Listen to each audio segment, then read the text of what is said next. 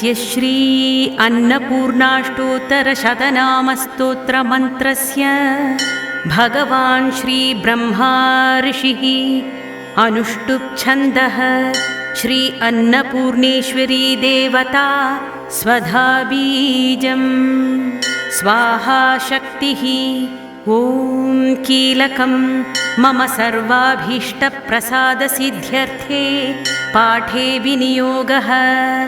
ॐ अन्नपूर्णा शिवा देवी भीमा पुष्टिः सरस्वती सर्वज्ञा पार्वती दुर्गा शर्वाणी शिववल्लभा वेदवेद्या महाविद्या विद्यादात्री विशारदा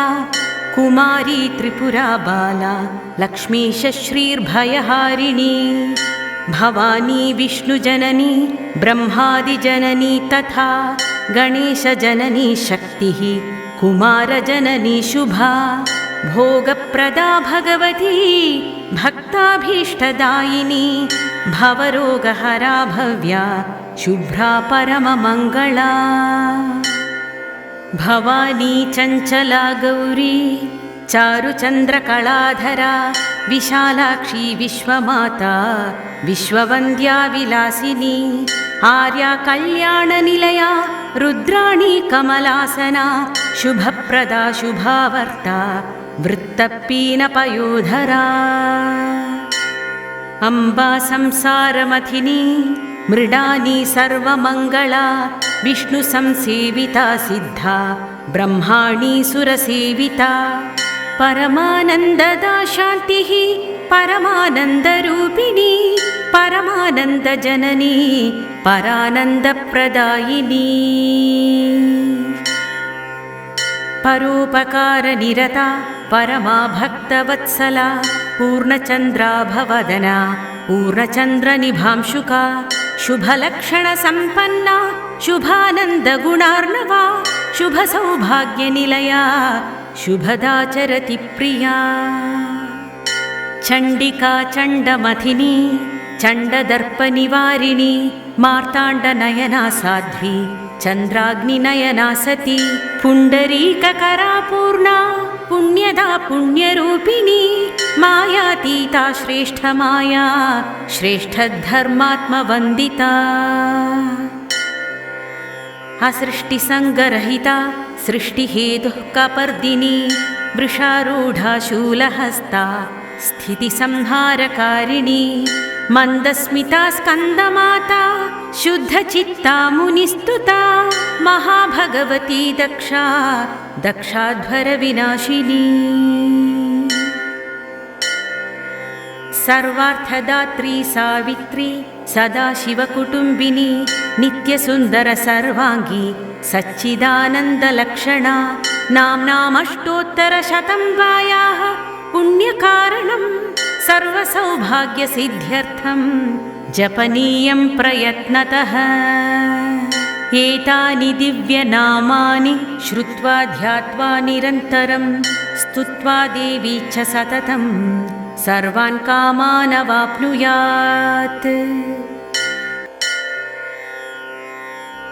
अस्य श्री अन्नपूर्णाष्टोत्तरशतनामस्तोत्रमन्त्रस्य भगवान् श्री ब्रह्मा ऋषिः अनुष्टुप् छन्दः श्री अन्नपूर्णेश्वरी देवता स्वधा बीजं स्वाहा शक्तिः ॐ कीलकं मम सर्वाभीष्टप्रसादसिद्ध्यर्थे पाठे विनियोगः ॐ अन्नपूर्णा शिवा देवी भीमा पुष्टिः सरस्वती सर्वज्ञा पार्वती दुर्गा शर्वाणी शिववल्लभा वेदवेद्या महाविद्या विद्यादात्री विशारदा कुमारी त्रिपुरा बाला लक्ष्मीश्रीर्भयहारिणी भवानी विष्णुजननी ब्रह्मादिजननी तथा गणेशजननी शक्तिः कुमारजननी शुभा भोगप्रदा भगवती भक्ताभीष्टदायिनी भवरोगहरा भव्या शुभ्रा परममङ्गला भवानी चञ्चला गौरी चारुचन्द्रकलाधरा विशालाक्षी विश्वमाता विश्ववन्द्या विलासिनी आर्या कल्याणनिलया रुद्राणी कमलासना शुभप्रदा शुभावर्ता वृत्तपीनपयोधरा अम्बा संसारमथिनी मृडानी सर्वमङ्गला विष्णुसंसेविता सिद्धा ब्रह्माणी सुरसेविता परमानन्ददा शान्तिः परमानन्दरूपिणी परमानन्दजननी परानन्दप्रदायिनी परोपकारनिरता परमा भक्तवत्सला पूर्णचन्द्राभवदना पूर्णचन्द्रनिभांशुका शुभलक्षणसम्पन्ना शुभानन्दगुणार्णवा शुभसौभाग्यनिलया शुभदाचरति प्रिया चण्डिका चण्डमथिनी चण्डदर्पनिवारिणी मार्ताण्डनयना साध्वी चन्द्राग्निनयना सती पुण्डरीककरा पूर्णा पुण्यदा पुण्यरूपिणी मायातीता श्रेष्ठमाया श्रेष्ठधर्मात्मवन्दिता असृष्टिसङ्गरहिता सृष्टिहेतुः कपर्दिनी वृषारूढा शूलहस्ता स्थितिसंहारकारिणी मन्दस्मिता स्कन्दमाता शुद्धचित्ता मुनिस्तुता महाभगवती दक्षा दक्षाध्वरविनाशिनी सर्वार्थदात्री सावित्री सदाशिवकुटुम्बिनी नित्यसुन्दर सर्वाङ्गी सच्चिदानन्दलक्षणा नाम्नामष्टोत्तरशतं वायाः पुण्यकारणं सर्वसौभाग्यसिद्ध्यर्थं जपनीयं प्रयत्नतः एतानि दिव्यनामानि श्रुत्वा ध्यात्वा निरन्तरं स्तुत्वा देवी च सततं सर्वान् कामान् अवाप्नुयात् अस्य श्री अन्नपूर्णाष्टोत्तरशतनामस्तोत्रमन्त्रस्य भगवान् श्री ब्रह्मा ऋषिः अनुष्टुप् छन्दः श्री अन्नपूर्णेश्वरी देवता स्वधा बीजं स्वाहा शक्तिः ॐ कीलकं मम सर्वाभीष्टप्रसादसिद्ध्यर्थे पाठे विनियोगः ॐ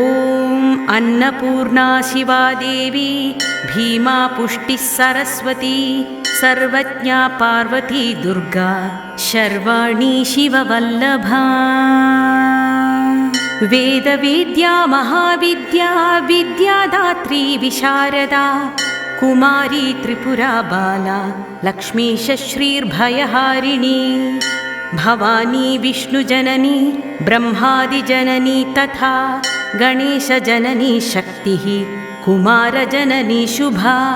भोगप्रदा भगवती भक्ताभीष्टदायिनी भवरोगहरा भव्या शुभ्रा परममङ्गला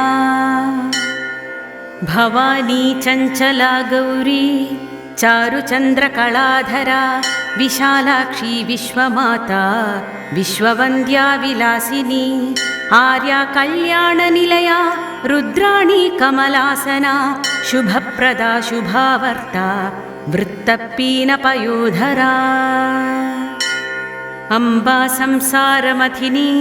मृडानी सर्वमङ्गला विष्णुसंसेविता सिद्धा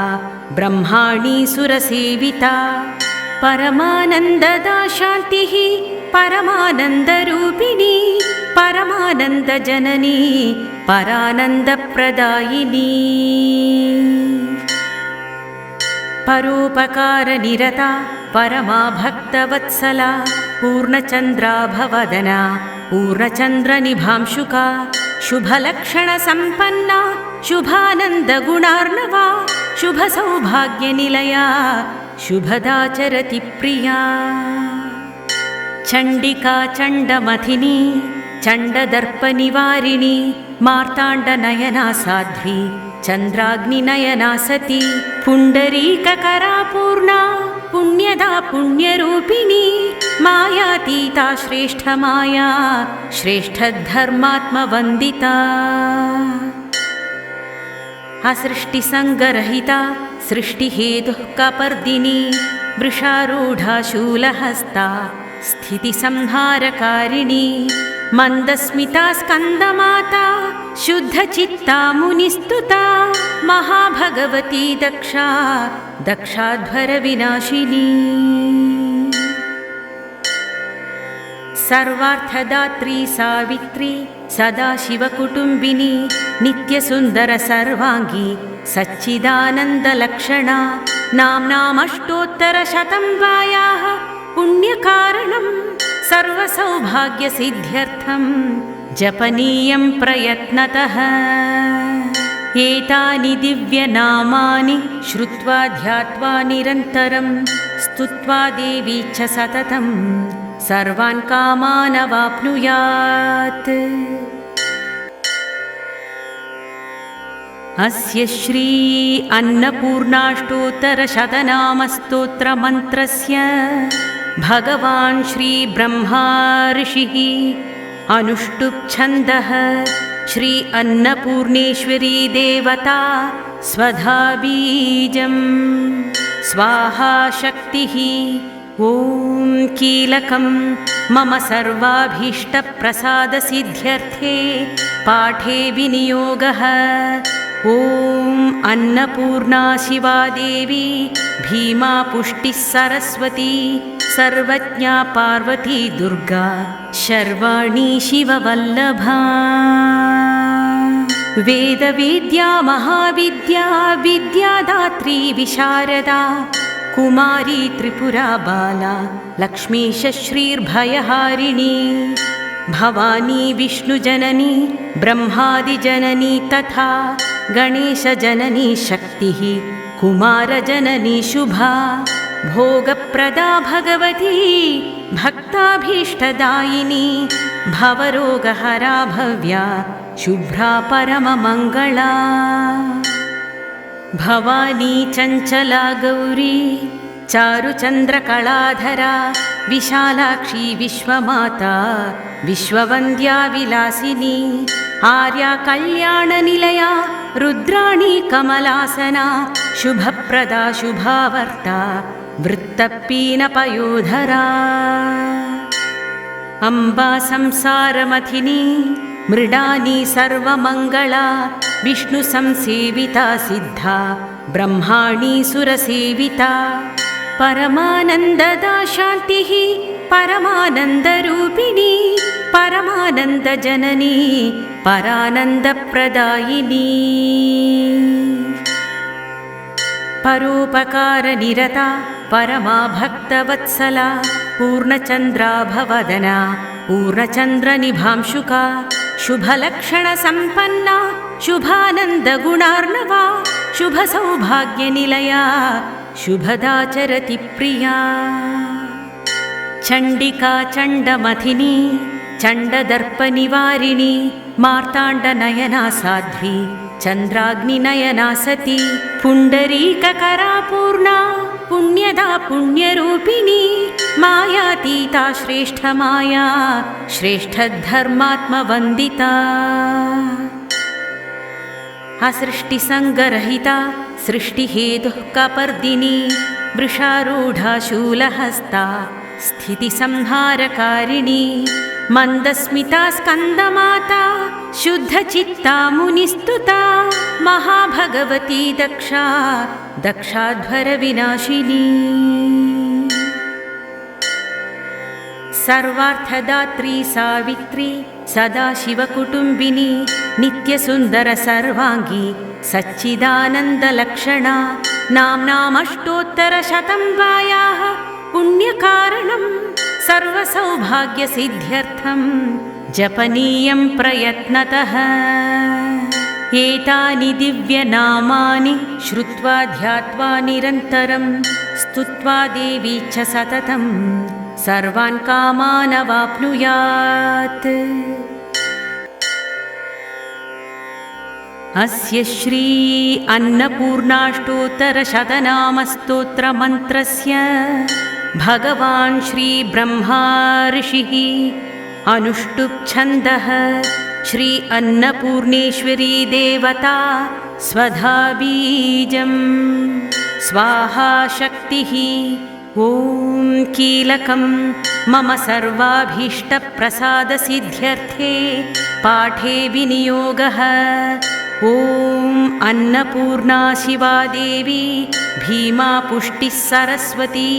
सर्वज्ञा पार्वती दुर्गा शर्वाणी शिववल्लभा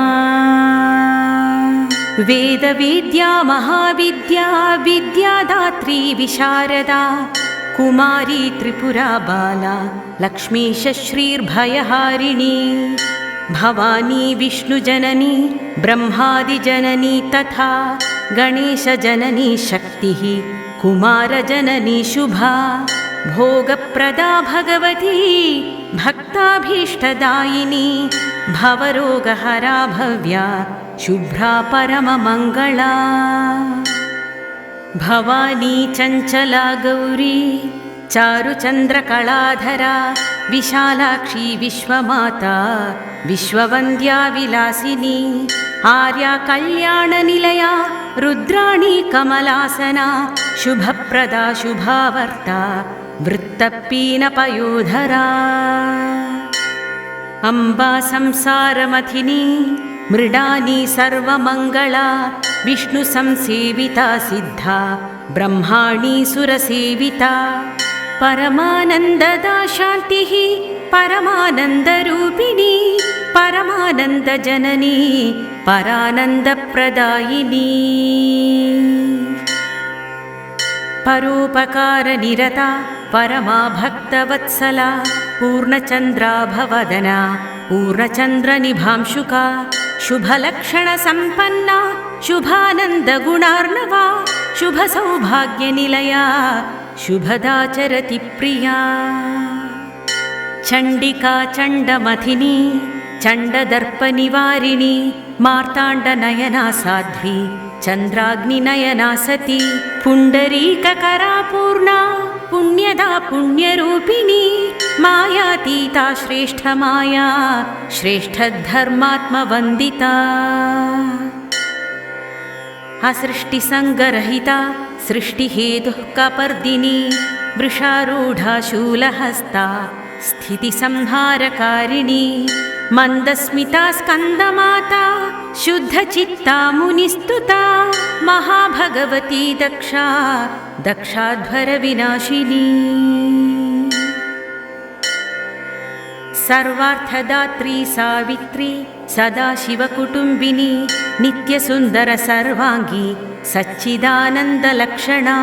नाम्नामष्टोत्तरशतं वायाः पुण्यकारणं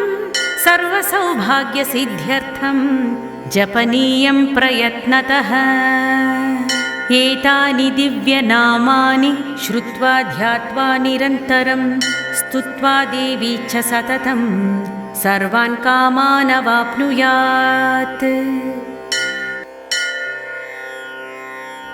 अस्य श्री अन्नपूर्णाष्टोत्तरशतनामस्तोत्रमन्त्रस्य भगवान् श्री ब्रह्मा ऋषिः अनुष्टुप् छन्दः श्री अन्नपूर्णेश्वरी देवता स्वधा बीजं स्वाहा शक्तिः ॐ कीलकं मम सर्वाभीष्टप्रसादसिद्ध्यर्थे पाठे विनियोगः ॐ अन्नपूर्णा शिवा देवी भीमा पुष्टिः सरस्वती सर्वज्ञा पार्वती दुर्गा शर्वाणी शिववल्लभा वेदवेद्या महाविद्या विद्यादात्री विशारदा कुमारी त्रिपुरा बाला लक्ष्मीश्रीर्भयहारिणी भवानी विष्णुजननी ब्रह्मादिजननी तथा गणेशजननी शक्तिः कुमारजननी शुभा भोगप्रदा भगवती भक्ताभीष्टदायिनी भवरोगहरा भव्या शुभ्रा परममङ्गला भवानी चञ्चला गौरी चारुचन्द्रकलाधरा विशालाक्षी विश्वमाता विश्ववन्द्या विलासिनी आर्या कल्याणनिलया रुद्राणी कमलासना शुभप्रदा शुभावर्ता वृत्तपीनपयोधरा अम्बा संसारमथिनी मृडानी सर्वमङ्गला विष्णुसंसेविता सिद्धा ब्रह्माणी सुरसेविता परमानन्ददा शान्तिः परमानन्दरूपिणी परमानन्दजननी परानन्दप्रदायिनी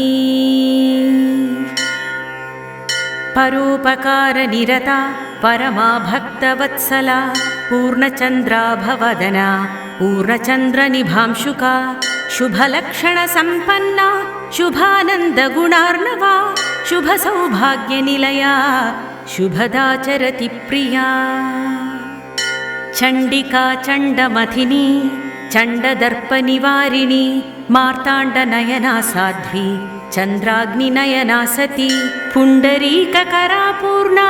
पुण्यदा पुण्यरूपिणी मायातीता श्रेष्ठमाया श्रेष्ठधर्मात्मवन्दिता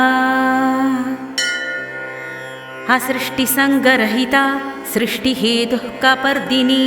वृषारूढा शूलहस्ता स्थितिसंहारकारिणी मन्दस्मिता स्कन्दमाता शुद्धचित्ता मुनिस्तुता महाभगवती दक्षा दक्षाध्वरविनाशिनी सर्वार्थदात्री सावित्री सदाशिवकुटुम्बिनी नित्यसुन्दरसर्वाङ्गी सच्चिदानन्दलक्षणा नाम्नामष्टोत्तरशतं वायाः पुण्यकारणं सर्वसौभाग्यसिद्ध्यर्थं जपनीयं प्रयत्नतः एतानि दिव्यनामानि श्रुत्वा ध्यात्वा निरन्तरं स्तुत्वा देवी च सततं सर्वान् कामान् अवाप्नुयात् इति श्री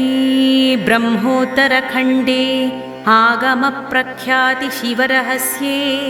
श्री अन्नपूर्णाष्टोत्तरशतनामस्तोत्रं सम्पूर्णम्।